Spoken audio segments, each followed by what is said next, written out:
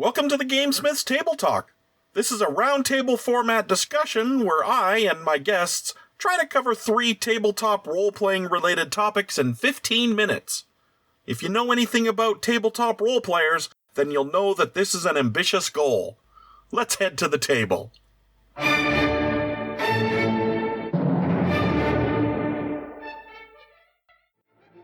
Welcome back to our Table Talk podcast. I'm your host, Clayton the GameSmith, and joining me are... I'm Franklin. I'm Cheryl. I'm Clark. Let's head to the table.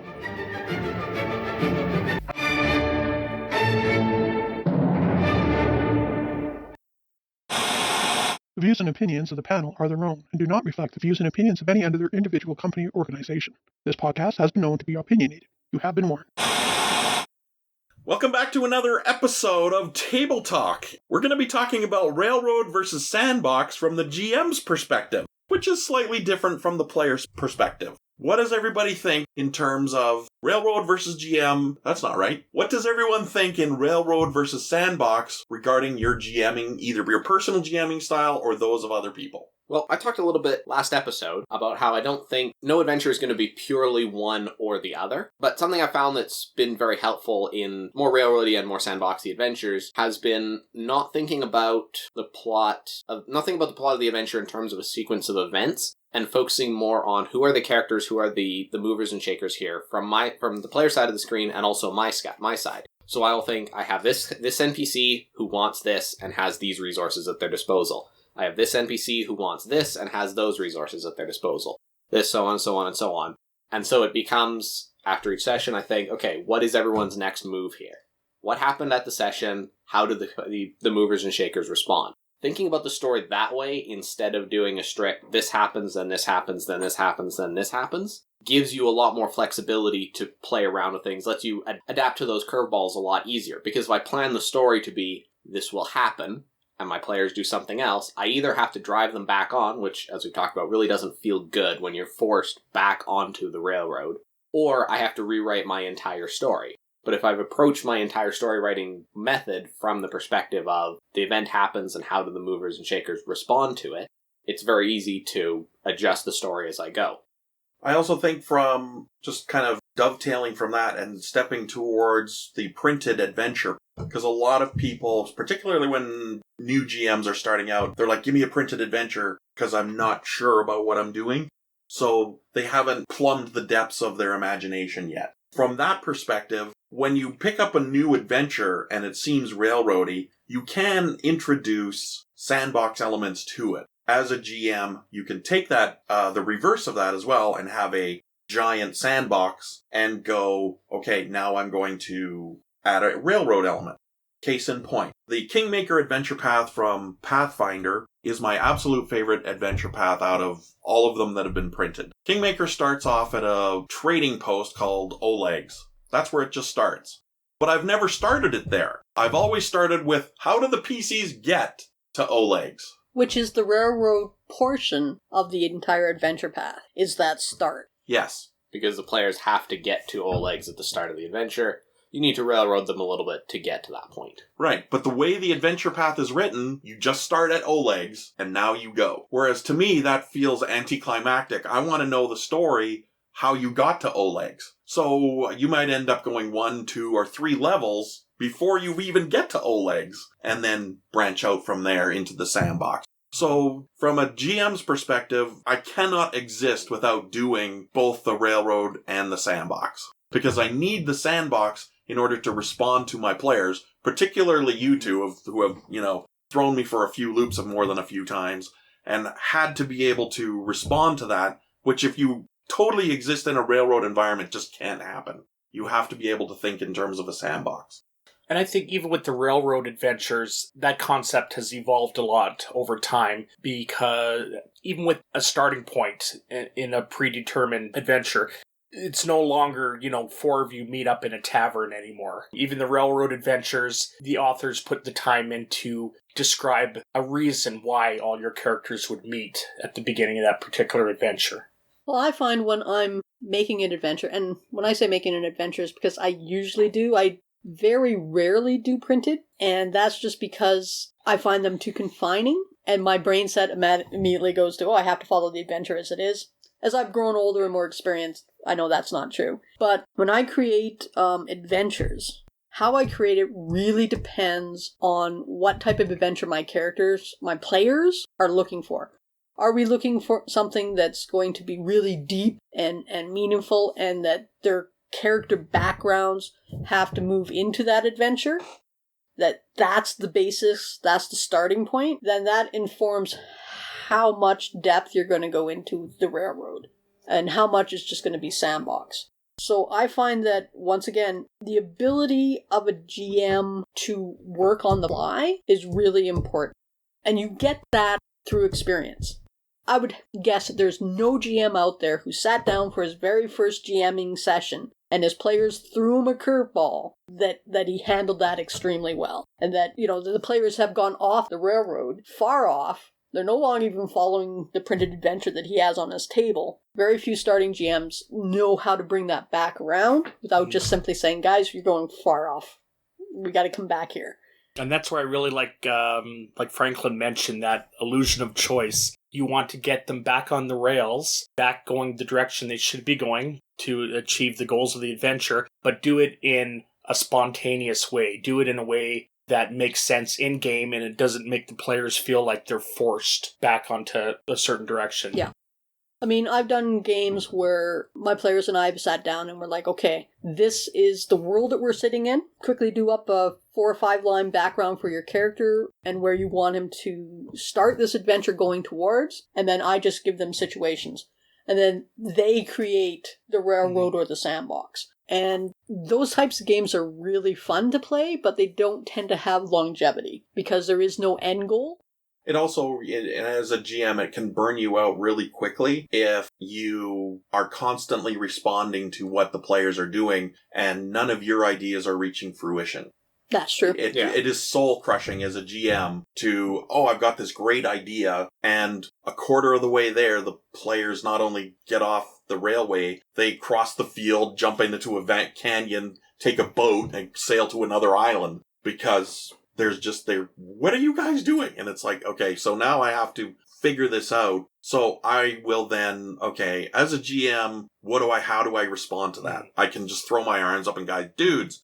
But this comes back to your comment about, experience. Course correction. Because now what I'm going to do as the GM with my experience is I'm going to transplant my entire adventure to the new location that you've gone to. Exactly. Rather than just pounding my fists and going, no, this isn't fair. You guys are screwing up my adventure. That's an experience thing. That's a maturity thing for a GM. And there's no book that you will ever read that will tell you how to do this. You need to sit at your table and play with a diverse group of people and just power through and make the mistakes, and don't be embarrassed to say, guys, I have no idea what we're doing next because I planned on going here and you guys went there. Don't be afraid. Don't be afraid of that. And I definitely think that's an experience thing, because if a GM can do a course correction in a way that doesn't pull the players out of the game and they still maintain that, deep immersion storytelling, then there is that illusion of choice. Yeah. Absolutely. Even when you're redirecting the game to where it needs to go. Going back to what Clayton said, I will tell you a story. As we said, we're going to be doing lots of these. I played a game called Pendragon. I had 8 players at my table at any one given time. Pendragon, for those who don't know, is about Arthurian legend.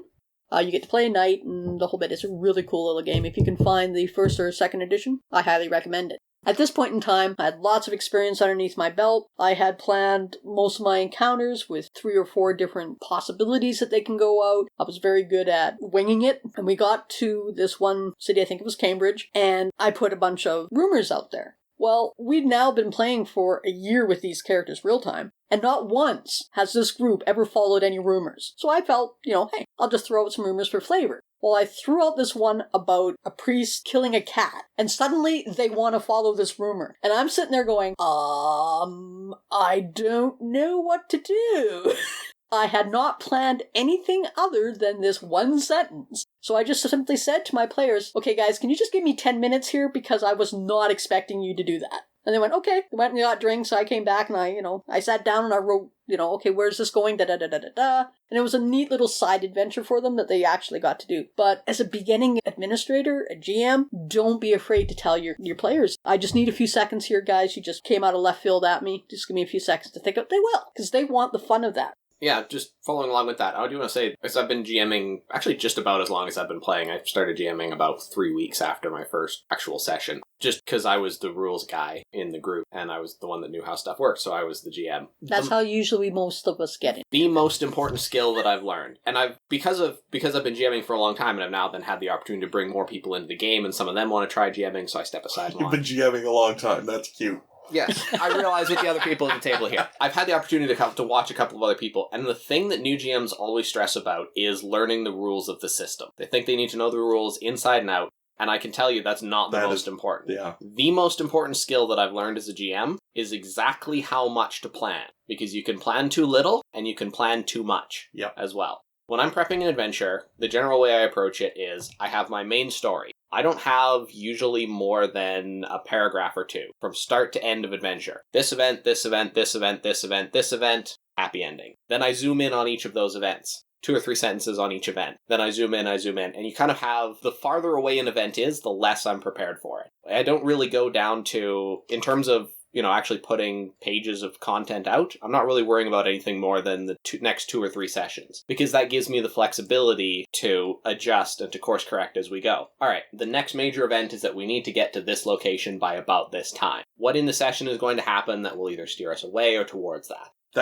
All of that is outstanding advice. And that's where especially where the lines between Sandbox and Railroad really get quite blurred, because where we have, in my current game that I'm running, we're running a very Sandbox, very open-ended adventure, but I do have sort of a Railroad structure for individual sessions, where I know we're arriving at this location, we're going to have a 4-hour session, this will happen, this will happen, this will happen, this will happen. And then at the end of the session, I'll reconsider and think, all right, what's the direction we're going in for the next session? And I'm honestly not really worrying too much about things that'll happen a year from now in real time, because you just don't, if you work hard to plan that far ahead, all that'll happen is your players are going to do something that will completely change that plan, and all that effort will be wasted. Yeah, that's really, really good advice, especially for new and aspiring GMs. Definitely don't worry about the rule system. Yeah.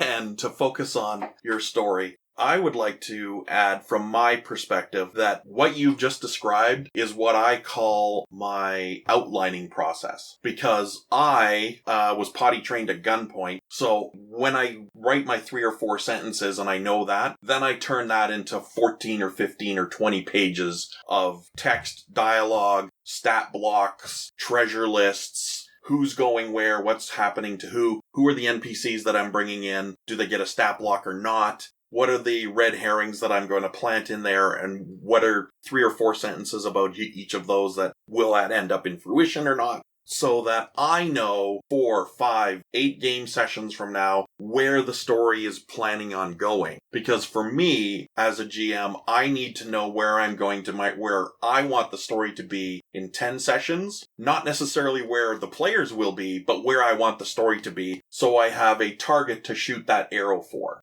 So it doesn't need to be, okay, so I would define that as railroady, but the railway the railway tracks are really far apart, and that whole space in between is Sandbox.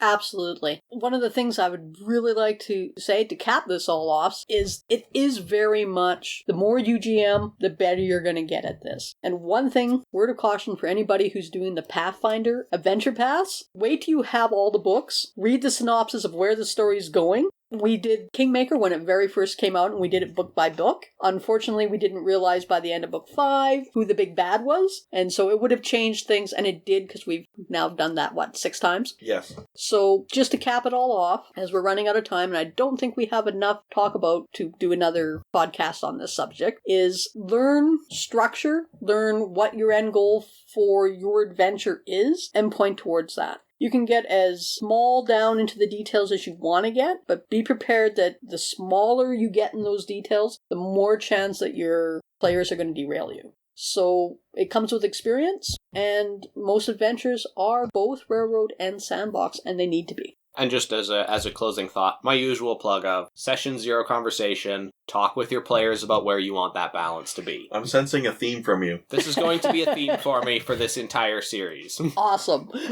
For myself, I'm going to reiterate to make sure that our new GMs and even our experienced GMs, you don't have to know where you're ending. You don't have to know all of the rules. The goal here is to have a good time. So make sure that you have enough information to get your players where they need to go in the story. Make sure that they have a direction that they can follow rather than dropping them into a blank grid square and go, what are you going to do now? Because they'll panic. They won't know what they're going to be doing next. So, until next time, We'll see you at the table.